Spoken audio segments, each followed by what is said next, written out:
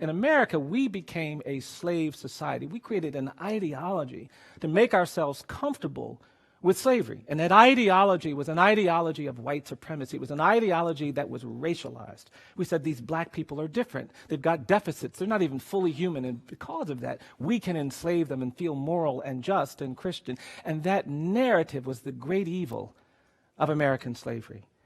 And the 13th Amendment doesn't deal with that narrative.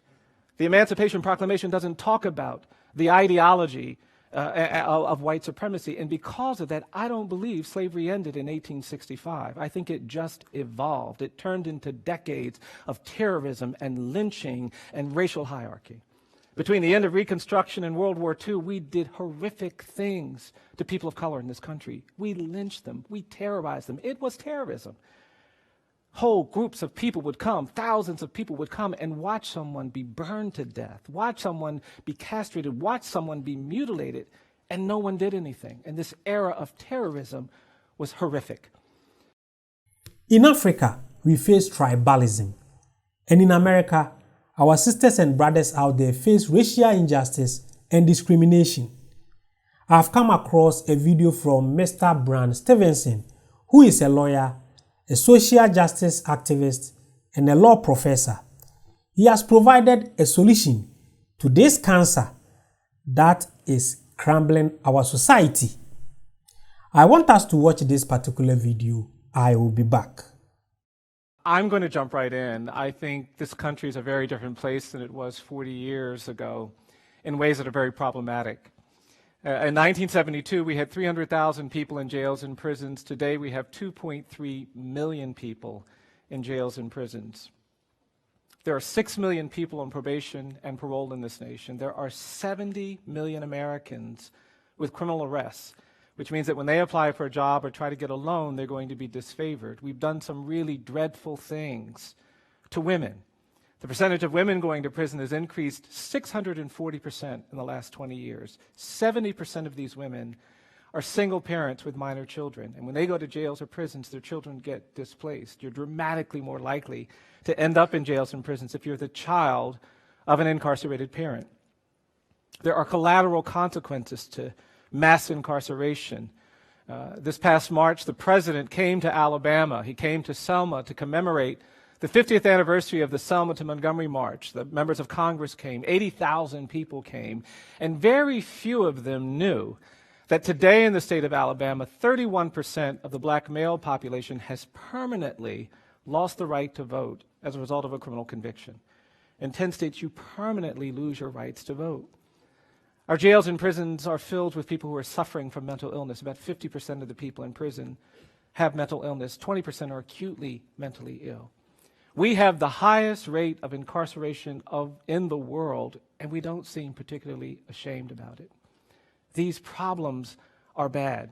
But the statistic that I tell you really keeps me up late at night is the one from the Bureau of Justice that now predicts that 1 in 3 black male babies born in this country is expected to go to jail or prison. 1 in 3.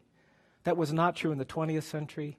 That was not true in the 19th century. It's become true in the 21st century, and there is this appalling silence. There is this indifference to this phenomena. And it bothers me because I see in poor and minority communities hope being crushed. I go into communities where I sit down with 12 and 13-year-old children who tell me that they don't expect to be free by the time they're 21. And they're not saying that because of something they've seen on TV. They're not saying that because of something they've heard. They're saying that because they see that happening in their community. Their friends and their brothers and their neighbors are dying from drug warfare, dying from gang warfare, or effectively dying by being sent to jails or prisons. And there is this indifference to this problem. We have children born into violent households. They live in violent neighborhoods. They go to violent schools. They are traumatized by the time they're 4 and 5, and we're not talking about it. So I want to talk tonight about solutions. These problems are everywhere, and we could identify other data, other demographics, other statistics that would outline problems, but I really wanted to talk to you tonight about some solutions. I believe we can change this nation. I really do. I believe we have to change this nation. I think we can create more justice in this country. But there are some things that all of us have to do if we really want to be about advancing justice. And I've got four. The first is, I don't think we can create more justice in America, in California, at Stanford, until we choose to get proximate to the problems that most motivate us, that most worry us. There is a need to get closer to the problems that we see. I believe that without getting proximate, you don't come up with the right solutions. We have too many policymakers trying to make solutions to problems from a distance. And when you problem solve from a distance, you get it wrong. You don't come up with the right solutions because you don't understand the details of the problems. When you get proximate, you hear things that you don't hear from a distance. You see things you don't see from a distance. I'm persuaded that we've got to get closer to the parts of our community where there's poverty and inequality. We've got to get closer to people in jails and prisons. We've got to get closer to the people coming out of jails and prisons. If we want to do something about racial inequality, we have to go to the places where that racial inequality is most manifest. I believe in the power of proximity. I'm a witness of the power of proximity. I grew up in a community in the American South where black children couldn't go to the public schools. I started my education in a colored school. When I was a little boy, I had to go to a school that didn't go past the 8th grade. My county, my dad didn't have a high school. There were no high schools for black kids when my dad was a teenager. But when I was a little boy, lawyers came into our community. They got proximate. And they made them open up the public schools, and because of that, I got to go to high school. And then I got to go to college. It was because of these lawyers' choice to get proximate. I love coming to college campuses because I look out at you and I think about where I was, many of you who are students, when I was in your space. When I got to college, I went to a small college in Pennsylvania. It was a beautiful college on a lovely campus, and nobody in my family had ever graduated from college, so I didn't really know that much about college. But when I got to college, I couldn't believe how wonderful it was. I was playing sports, I was doing music, I was studying philosophy. I was a philosophy major. You would go into the dining hall and they would just feed you. And I just thought college was this magical place. I thought when I got to college after my second year, I said to myself one day, I said, you know what, I think I'm going to stay in college the rest of my life. And when I became a senior one day, I would tell my friends every now and then, I'm a philosophy major, so as a philosophy major, I'm going to go out here on the hillside and I'm going to think some deep thoughts. I would say that to my friends. I think they thought I was getting high or doing something illegal. I wasn't. But one day I was out there on this hillside thinking what I thought were these deep thoughts, and somebody came up to me and said, you are a senior and you're a philosophy major. What are you going to do after you graduate? And I heard this as a very hostile question because I realized for the first time that nobody was going to pay me to philosophize when I graduated from college.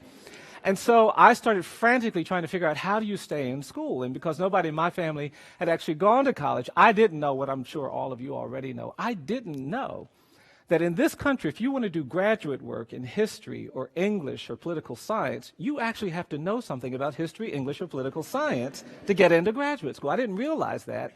And when I realized that, I was pretty intimidated by this. So I kept looking, and to be honest, that's how I found law school. It was really clear, it was very clear to me that you didn't need to know anything to go to law school. So I signed up for that. And a few months later, found myself at Harvard Law School, sitting in a classroom, and I was quickly disappointed. I went to law school because I wanted to do something about poverty and race and social justice, and it didn't seem like anybody was talking about poverty or race or justice. And it's only when I took a course that required me to go to Georgia and work with death row prisoners that I got proximate, that I saw things I didn't expect to see. I met people literally dying for legal assistance, and proximity changed me. I've been working on children, working for children, prosecuted as adults. We have this phenomenon in America where we're actually sending children to adult jails and prisons. There are 250,000 kids serving long prison sentences in adult jails and prisons. There is no minimum age for trying children as adults in 15 states. That means we put 9 and 10 and 11-year-old children at risk of adult prosecution. I represent kids who've been sentenced to die in prison, life imprisonment without parole. Some as young as 13 and 14. And the only way we can make sense of this is being so far away that we don't see the details. Well, I've gotten proximate. I've seen the details. I worked on a case some years ago involving a 14-year-old boy who was living in a household where his mother was repeatedly the target of a lot of domestic violence. This boy's mother had a boyfriend, and when this man would start drinking, he'd become violent. And one day he came home after he'd been drinking, and he called the boy's mother into the kitchen. He didn't say anything to her. He just walked up to her and he punched her in the face. She fell down and she hit her head as she fell, and she was on the floor unconscious, bleeding. Her son came running into the kitchen to try to help his mom recover, and he couldn't get her to wake up. He couldn't get her to move, and after 10 minutes, this child thought his mom was dead. She wasn't dead, but he thought she was dead. The man had gone into a bedroom and fallen asleep. This little boy got up and he walked into the bedroom to call the police or to call an ambulance, but then he remembered that this man kept a handgun in his dresser drawer. And so instead of picking up the phone, he opened up that dresser drawer and he pulled out that gun. And he walked over to where the man was sleeping, and this little boy pointed the gun at the man's head. The man was snoring, and when the man stopped snoring, this little boy tragically pulled the trigger. He shot the man in the head. The man died almost instantly. This boy was very small for his age. He was about 5 feet tall. He weighed less than 100 pounds. He'd never been in trouble before. He had no prior juvenile adjudications. He was the kind of kid that might have been tried as a juvenile, but for the fact that the man that he shot and killed, his mother's boyfriend, well, that man was a deputy sheriff. And because he was a deputy sheriff, the prosecutor insisted that this child be tried as an adult. And they immediately certified him to stand trial as an adult, and they put him in the adult jail. His grandmother called me after he'd been there for 3 days and asked me to get involved. I went to the jail, and I sat in there, and this little boy came in, and he sat down, and I started asking him questions, but no matter what I asked him, he wouldn't say a word. He just sat there. I finally put my pen down, and I said, look, I can't help if you don't talk to me. You got to talk to me. Little boy wouldn't say anything. I got up, I walked around the table, I pulled my chair close to him, I said, come on, you got to talk to me. I can't help you if you don't talk to me. You got to talk to me.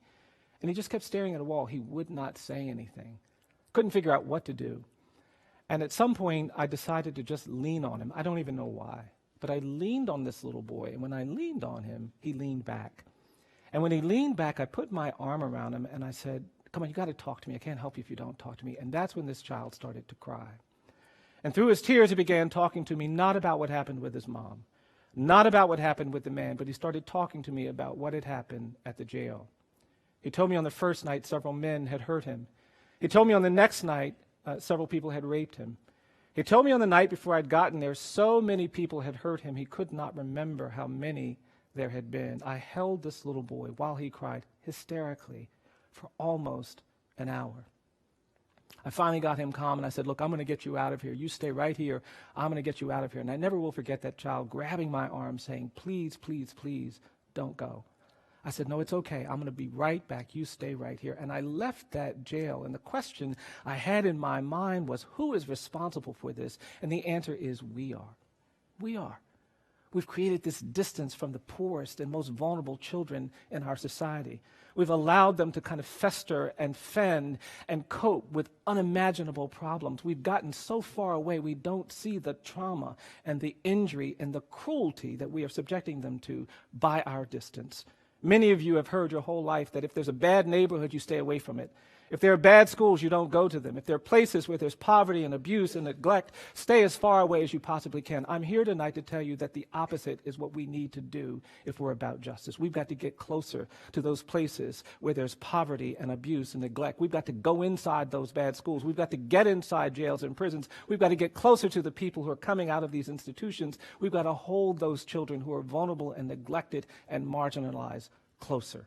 And I'm here to tell you that there's power in proximity, that sometimes you don't think you have the tools and skills necessary to change these things, but I'm here to tell you that just sometimes getting proximate can make the difference.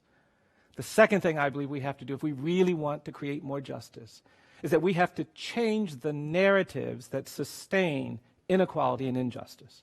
You see, mass incarceration was not created just by policies. Yes, there were policies. We decided to deal with drug addiction and drug dependency as a crime problem rather than a health problem. We could have said drug addiction and drug dependency is like alcoholism. It's a health issue. Nobody would suggest that it's appropriate to put someone who's an alcoholic in prison if we see them drinking. We see that as a health issue. But with drug dependency and drug addiction, we said that's a crime problem. And we made that choice. We decided to kind of beat up on people who were poor. But those policies were sustained by a narrative, and the narrative is what I call the politics of fear and anger. For 40 years, our politicians have been preaching to us that we should be afraid and we should be angry and we should tolerate abuse and cruelty because it feels tough. And the truth is that when you're afraid and when you're angry, you will tolerate inequality and injustice. And our politicians have exploited that, both parties. Doesn't matter who. And we've got to change the narrative. We've got to resist the narrative of fear and anger. You're hearing some of it now. People preaching that this bad thing and that group of people and these people over here, and that narrative will lead to injustice. And good people have to do things in response to that if we're going to create more justice. I think we actually have to change the narrative about race. I do.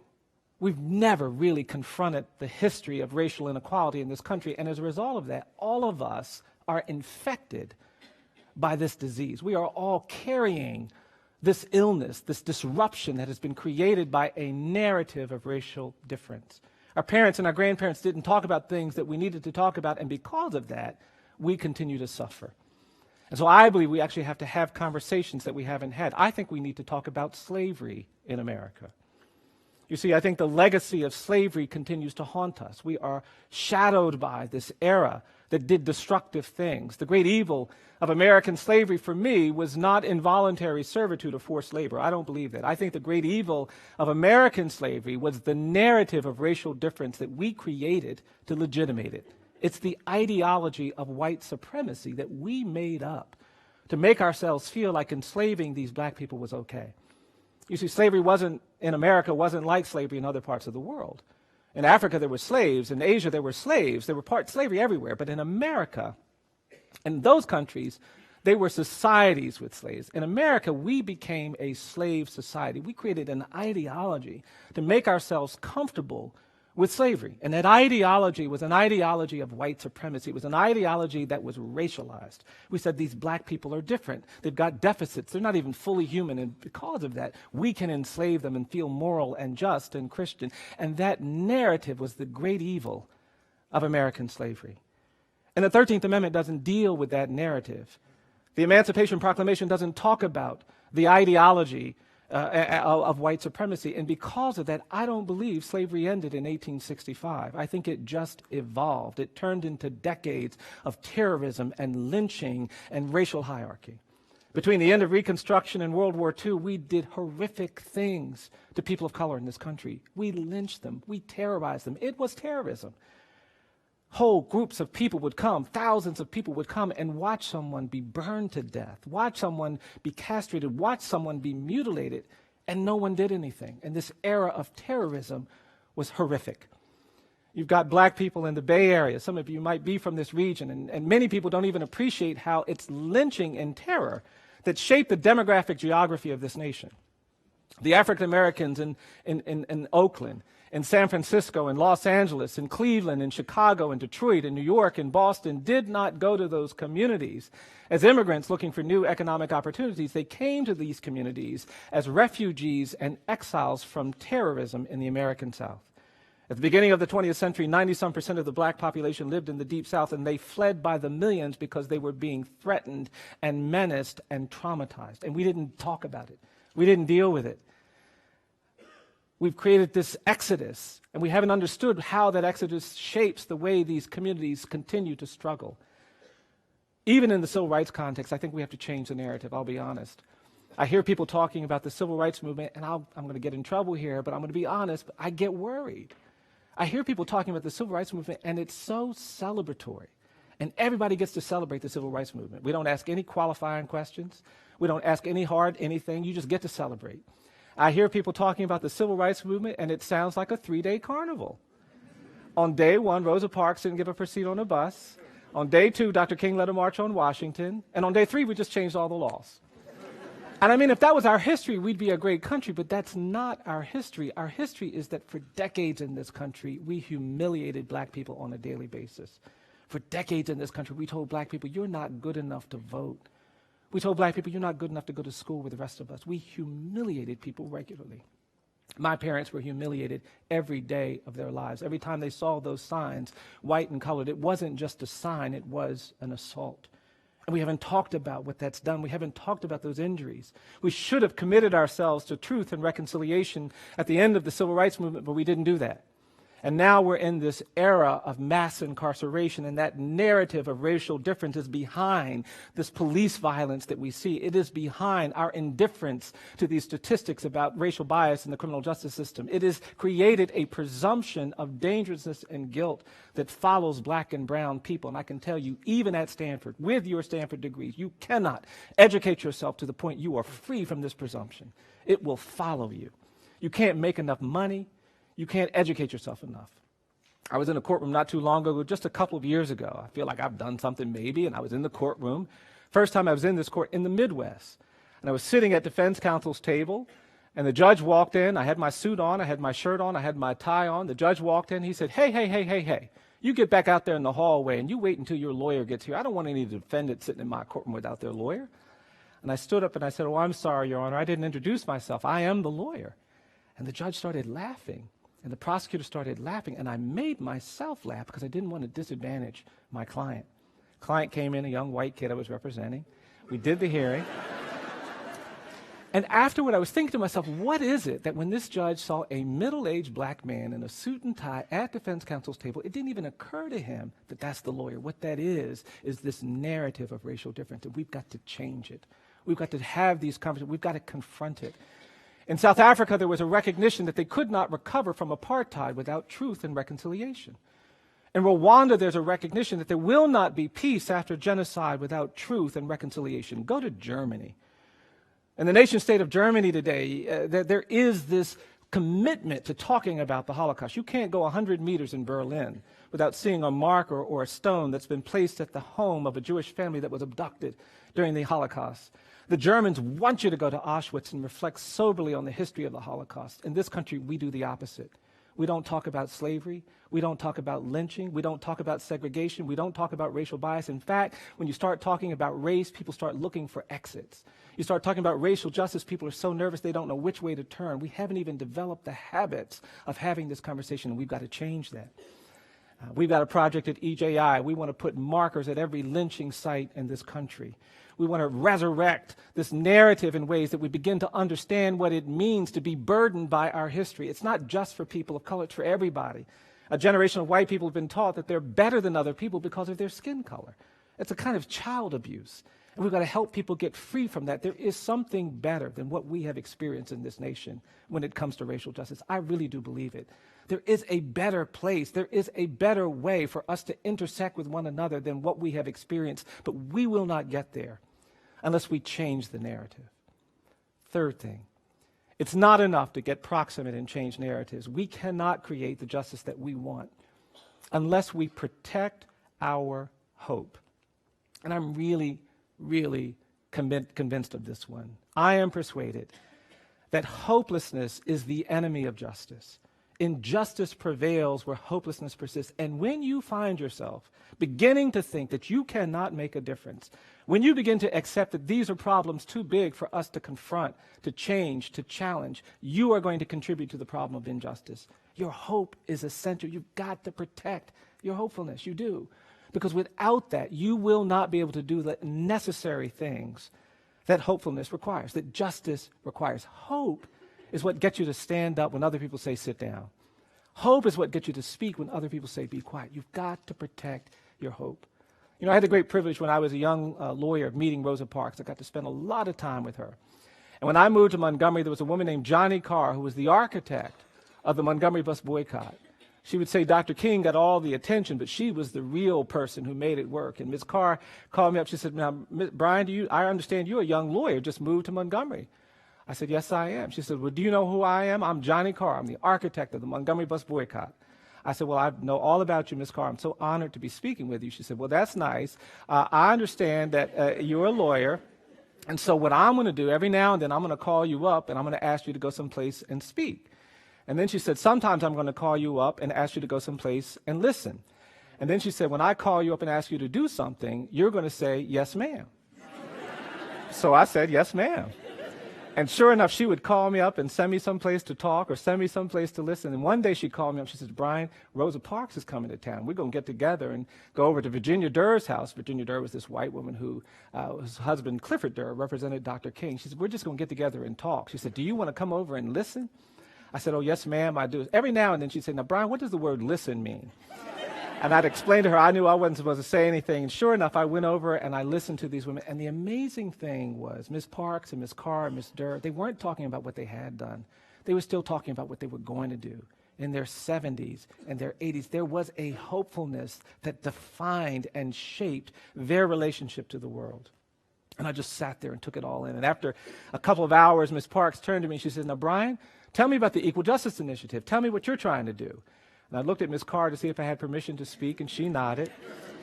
And so I gave her my rap. I said, well, we're trying to do something about the death penalty. We're trying to do something about kids being prosecuted as adults. We're trying to do something about prison overcrowding. We're trying to do something about the mentally ill. We're trying to do something about children. We're trying to do something about racial bias. We're trying to do something about poverty. We're trying to do something about segregation. We're trying to do something about these conditions of confinement. I gave her my whole rap, and when I finished, she looked at me. She said,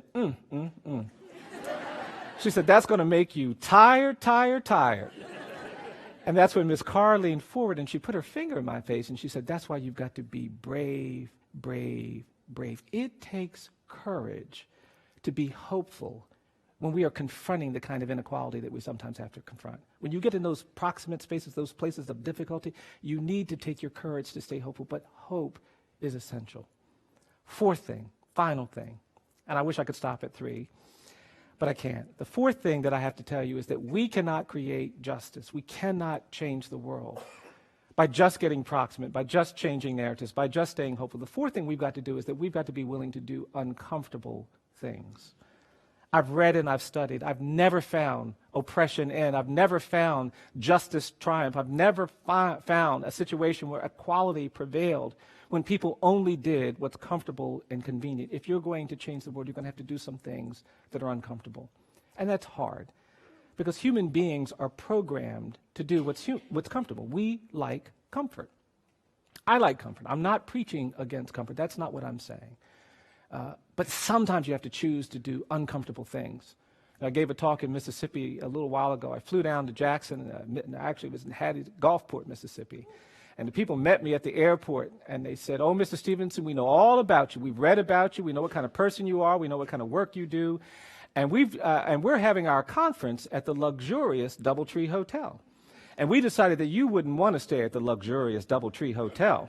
So we've asked one of the farmers to put you up at the bar. And I said, what is wrong with you? I said, of course I want to stay at the luxurious Doubletree Hotel. That's not what I'm talking about. What I'm talking about is that sometimes you've got to position yourself in uncomfortable places and you've got to be a witness. And I'm going to tell you something just a little bit personal, if you don't mind. I've been representing people on death row for 30 years. 30 years.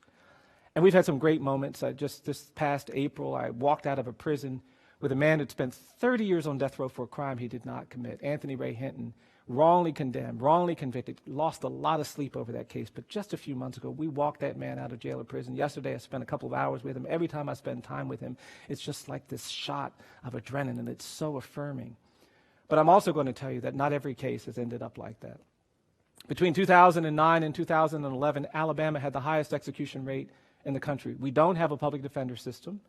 There is no right to counsel for death row prisoners in this country. We do not meet the needs of the poor, even when they face the death penalty. One of the great challenges of our criminal justice system is that we have a system that treats you better if you're rich and guilty than if you're poor and innocent. Wealth, not culpability, shapes outcomes. Well, all of these execution dates were being set, and we made the commitment to stand with all the people facing execution, and my young lawyer started working on these cases. And one of the challenges of our legal system right now is that our courts have a priority on finality over fairness. We care more about getting to the end than getting it right. And in each of these cases, the court kept saying too late, and these people were being executed, and I watched my staff get beat down. And I finally said, you know what, you all take a break. I've been doing this longer. I know what I'm doing. Let me take the next case. I just was worried about them. And I got involved in a case where a man had been convicted and sentenced to death who was intellectually disabled. He suffered from mental retardation. And the courts had banned execution of people with intellectual disability. You're not supposed to execute someone like that. But the lawyers never raised the issue at trial. They didn't raise it at the right time. And because of that, this man was moving toward execution. I got involved. I said, look, this man is intellectually disabled. You can't execute him. The court said too late. The trial court said too late. The appeals court said too late. The state court said too late. The federal court said too late. And on the day of the execution, I was waiting for a ruling from the United States Supreme Court. And about an hour before the execution, the court called, and the clerk told me that the court had denied our stay motion. Too late. I hung up the phone, and I picked up the phone to call my client down on death row. And I got on the phone with this man, and I told him the dreadful news. He was obviously overwhelmed. And in addition to being intellectually disabled, this man had another challenge. When he got nervous, when he got worried, when he got overwhelmed, he also had a very severe speech impediment. And he told me that he had something really important that he had to tell me, but then he couldn't get his words out. He started to talk. He started to say something, but he couldn't get the words out. He just started stuttering. He started trying to get words out that he couldn't make form in his mouth, and he was trying and trying and trying. It seemed like the harder he tried, the more difficult it became. And the closer we got to the execution time, the harder it was for him to speak, and the guards were trying to rush him, which just made it harder. And this man was trying to say something, and he begged me not to hang up. But I was struggling, because the more he tried to talk, the more he tried to get his words out, and he couldn't, the more he was just ripping my heart apart. And I was standing there holding the phone, and tears started running down my face. And I listened to this man try so valiantly to say something, but not be able to, and I was just overwhelmed. I remembered how when I was a little boy, my mother took me to church one Sunday, and I was there with my brother. And we were talking to our friends, and there was a little boy, a skinny kid I'd never seen before, who was standing next to one of my friends. And I remembered asking this child, what his name was or where he was from. And I remembered how when I asked that little boy that question, this little boy couldn't get his words out either. He also had a very severe speech impediment. And I remembered how when I asked him that and he couldn't get his words out, I did something really ignorant. I laughed. And then I remembered how my mother saw me laughing and came over and grabbed me by the arm and gave me this look I'd never seen before. And she pulled me aside, and she said, "Bryan, don't you ever laugh at somebody because they can't get their words out right. Don't you ever do that." And I tried to defend myself. I said, "Mom, I didn't know." She said, "No, you know better than that." And then my mother looked at me, and she said, "Now you go back over there and tell that little boy you're sorry." I said, "Okay, Mom." And I took a step, and she grabbed me by the arm. She said, "Wait, after you tell that little boy you're sorry, I want you to hug that little boy." Kind of rolled my eyes. I said, "Okay, Mom." And I took a step, and she said, grabbed me by the arm. She said, "Wait, after you hug that little boy, I want you to tell that little boy you love him." I said, "Mom, I can't go over there and tell that little boy." And she gave me that look again, so I said, okay. And on the night of this execution, I remembered going over to this little boy and walking up to him and saying, "Look, man, I'm sorry." And then I sort of lunged at him and gave him my little boy version of a man hug. And what I remembered was saying to this child, as insincerely as I possibly could, I said, I love you. And what I'd forgotten until that night was how that little boy hugged me back. And he whispered flawlessly in my ear. He said, "I love you too." And then the man was able to get his words out before they executed him. And he said to me, "Mr. Stevenson, I want to thank you for representing me." And then he said, "I want to thank you for fighting for me." And the last thing this man said to me was, "Mr. Stevenson, I love you for trying to save my life." He hung up the phone. They pulled him away. They strapped him to a gurney, and they executed him. I hung up the phone, and I said, "I can't do this anymore. It's too hard. It's just too hard." The question I had in my mind, the thought I had in my mind was how broken he was. And I kept asking myself, why do we want to kill all the broken people in this country? What is it about us that when we see brokenness, we want to step on it, we want to throw it away, we want to crush it? And then I said, I can't deal with this anymore. It's too hard, too hard, too hard, too hard. I'm going to stop. And then I started thinking about why I'd been doing what I do. And I realized that all of my clients are broken people. I represent the broken.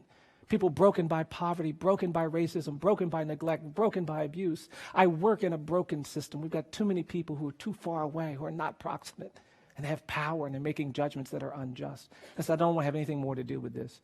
And that's when that kind of conversation you have to have when you're going to do something big kicked in.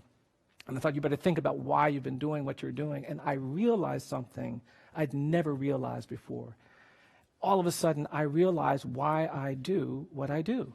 And what I realize is that I don't do what I do because I think it's important.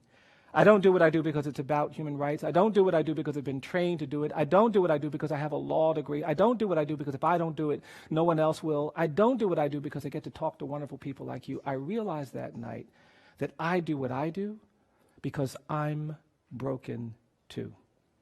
And the truth is that when you get proximate, when you have to change narratives, when you have to stay hopeful in the face of inequality, when you do uncomfortable things, it will break you.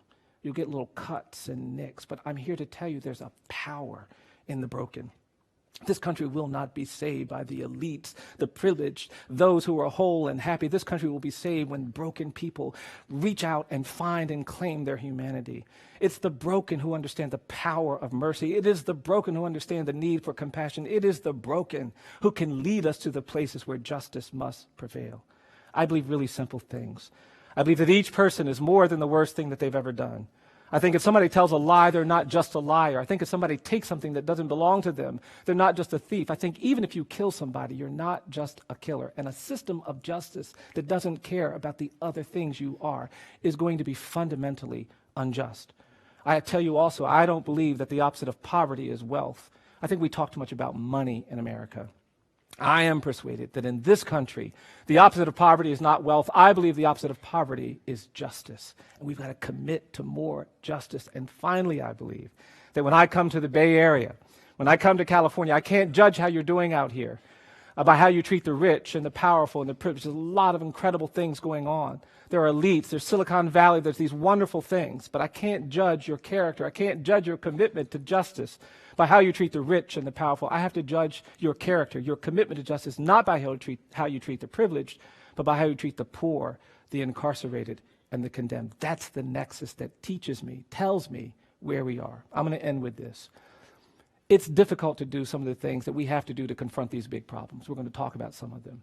But I want you to know that there is precedent for doing them. I was giving a talk not too long ago, and an older man came into the church where I was talking. He was an older black man. He was in a wheelchair, and he had this very stern, almost angry look on his face the whole time I was talking. He was actually unnerving me because he was staring at me so hard I couldn't figure out what the problem was. I finished my talk. People came up. They were very nice and appropriate, but that man kept staring at me at the back. When everybody else left, he got a young kid to wheel him up to me at the front of the church, and he came down the center aisle of this church with this stern look on his face. And when he got in front of me, he put his hand up and he said, "Do you know what you're doing?" And I was stunned. I just stood there. And then he asked me again, he said, "Do you know what you're doing?" And I stepped back and I mumbled something. I don't even remember what I said. And then he asked me one last time, he said, "Do you know what you're doing?" And then this man looked at me, he said, "I'm going to tell you what you're doing." And he looked at me and he said, "You're beating the drum for justice. You keep beating the drum for justice." And I was so moved. I was also really relieved because I just didn't know. Then he grabbed me by my jacket and he pulled me into his wheelchair. He said, "Come here, come here, come here. I'm going to show you something." And then this man looked at me and he turned his head. He said, "You see this scar I have behind my right ear?" He said, "I got that scar in Greene County, Alabama, 1963, trying to register people to vote." He turned his head. He said, "You see this cut I have down here, the bottom of my neck?" He said, "I got that cut in Philadelphia, Mississippi in 1964, trying to register people to vote." He turned his head. He said, "You see this dark spot?" He said, "That's my bruise. I got my bruise in Birmingham, 1965, trying to register people to vote." He said, "I'm going to tell you something, young man." He said, "People look at me. They think I'm some old man sitting in a wheelchair covered with cuts and bruises and scars." He said, "But I'm going to tell you something." He said, "These aren't my cuts. These aren't my bruises. These aren't my scars." He said, "These are my medals of honor." What we are going to have to do to change this nation, what we're going to have to do to advance justice is get proximate, to change narratives, to be hopeful, to do some uncomfortable things, and not worry about the cuts and the nicks. Sometimes they are the things that liberate us. They are the things that honor us. You honor me by giving me this opportunity to be here with you tonight, and I want to thank you for all the work that I hope will continue in this place, in your hearts, in your minds, in your lives, as we try to advance justice. Thank you very, very much. This is one of the most insightful videos I've watched. Wow. It's very insightful, and this is the first time reacting to Mr. Bryan's video, and I love his presentation. He is very deep, and he has been fighting for the freedom of his people. If I say the freedom of his people, I mean the black men and women in America. Black Americans or African Americans has been going through a lot when it comes to racial discrimination. We were thinking by this time they should have been free, but as it stands now, it's not possible for them to be free because just somewhere last week, another woman was shot. Her name is Sonia Messi. I think I've gotten the name right. Either Sonia Messi or something. She was shot. And the sad thing is she called for help from the police. And rather when they came to end her life without anything. It was clear. The video was clear. She didn't offend the cops. The cops told her to go and check her boiled water on the stove. And when she goes there, through some few interactions, the cops decide to shoot this woman. So the racial discrimination and the racism and systemic racism is still there. And it's going to be hard for them to clean all this mess. But we can't stop talking. We have to talk and highlight on these issues for us to liberate ourselves. Many will say, oh no, there is no racism anymore. The world has moved on and all that stuff.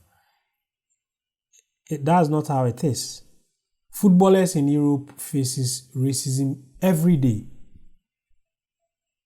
Artists,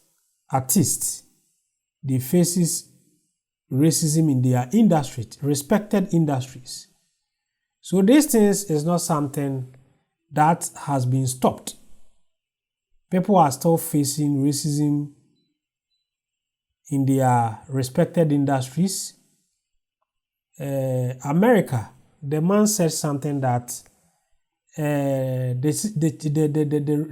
discrimination system has now been upgraded.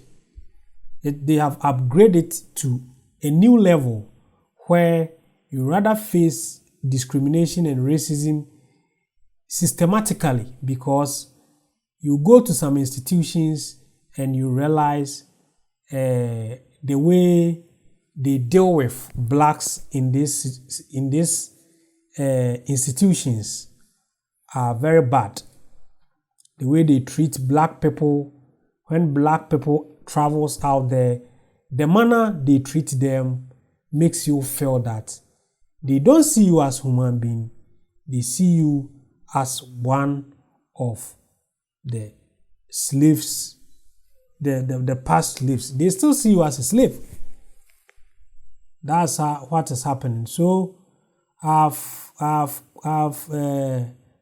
learned, or I've been able to capture a lot from this man's presentation, and I will still be checking up some of his videos and be bringing to you, because I found him very interesting and very insightful man. I love his words and the manner he goes about things. So please, if you want to join my Telegram group, just go to my description box and click on the Telegram link. It will take you to the platform. Join us for us to discuss about the well-being of Africans or Africa and Africans in diaspora. If today is your first time coming to this channel, then don't forget to subscribe to this channel and turn on the notification button so that anytime I upload any great content, you will be notified. I'm always your guy, De-Graft Amoako. Thanks for watching.